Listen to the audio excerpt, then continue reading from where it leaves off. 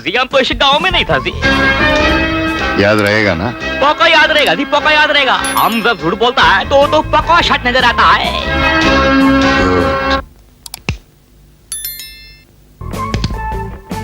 शर्मा जी, बस अब आप टांगे पसार के सो जाइए।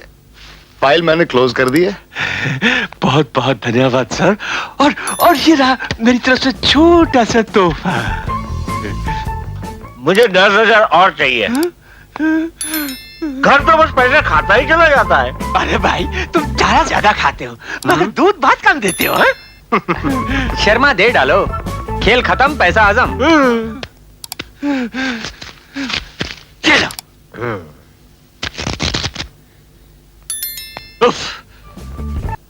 हमारी नादानी से जो परेशानी हुई है, तौबा तौबा, मैंने तो कान पकड़ लिए हैं।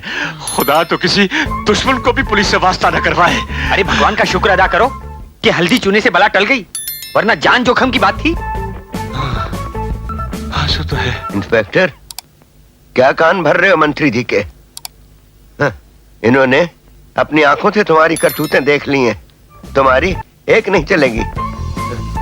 जनता को तुम जैसे भेड़ियों से बचाने के लिए ये पदवी पर बैठे हैं।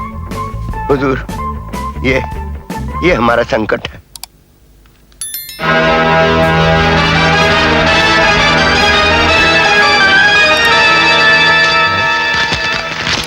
हुजूर, आपने पढ़ा नहीं? मेहनत करके उत्पादन बढ़ाने के बजाय तुम लोग बेवजह जुलूस निकालकर महंगाई बढ़ाते हो। ये कागज का टुकड़ा देने के लिए इतनी पब्लिक इकट्ठा करके लाने की क्या जरूरत थी? हुजूर, ये कागज का टुकड़ा नहीं, हमारी आत्मा की आवाज है, हमारी अपील है। आपने इसे पढ़ना भी गवारा नहीं समझा। देखो, मेरे पास वक्त कम है। कहो, तुम्हारी मांगे क्या है? हुजूर, लल्लू लाल को बुरी तरह मारा पीटा गया। क्या इसलिए कि उसने सच कहा था? सर, ये शख्स अक्ल की दुकान खोले बैठा था, अब ये लीडरी की दुकान खोलना चाहता है। हुकूमत के खिलाफ पब्लिक के कान भरता फिरता है। इसकी वजह से गांव के अमन और एकता को खतरा हो गया है। सर, आप इजाजत दें तो नेशनल सिक्योरिटी एक्ट लगा दूं उस पर? हुजूर, ये झूठा है, इसलिए तब। आप शांत रहिए, मैं पूछताछ करूंगा। हुजूर, मेरी बेटी की हत्या हुई, सारा गांव जानता, मगर हत्यारे बेबाक घूम रहे हैं, ऐश कर रहे हैं। मैं पूछता हूँ, पुलिस जालिम की रक्षा करती है या मजलूम की? इंक्वायरी रिपोर्ट के मुताबिक वो आत्महत्या थी। नहीं थी हुजूर। मैं साबित कर दिखाऊंगा अगर आप इस केस की छानबीन शाहनवाज खां के हवाले करें।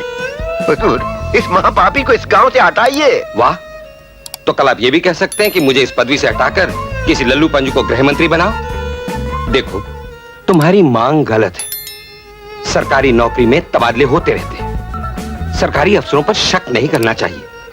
हुजूर, हम तो बड़ी उम्मीद लेकर आए थे आपके पास, मगर राम स्वरूप जी, सबको एक न एक दिन मरना है, कोई आगे कोई पीछे। मैं आपके गम में बराबर का शरीक हूं। आप अपने दिमाग से ये वहम निकाल दीजिए कि आपकी लड़की को मारा गया। और सुनो, अपने मतलब के लिए पब्लिक को मत भड़काओ, समझे?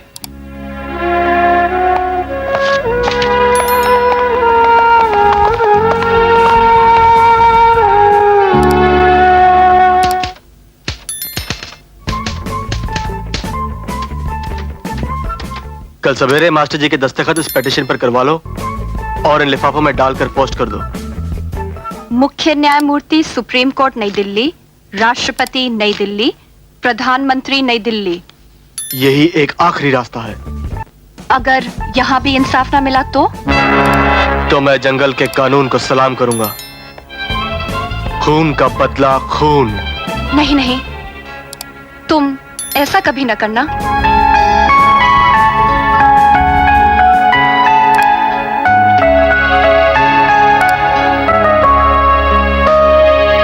नमस्कार। नमस्कार।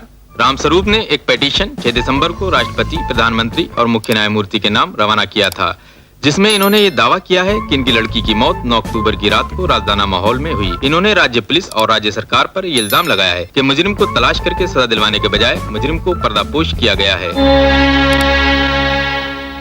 इन्होंने मुल्क के जमहूरी निजाम को ललकारा है। इसलिए मुख्य न्यायालय ने इनके पिटीशन को रिट पिटीशन में बदलते हुए ये हुक्म जारी किया है कि केंद्र सरकार से सीबीआई ऑफिसर भेजा जाए और कोरोना केस की दोबारा छानबीन की जाए।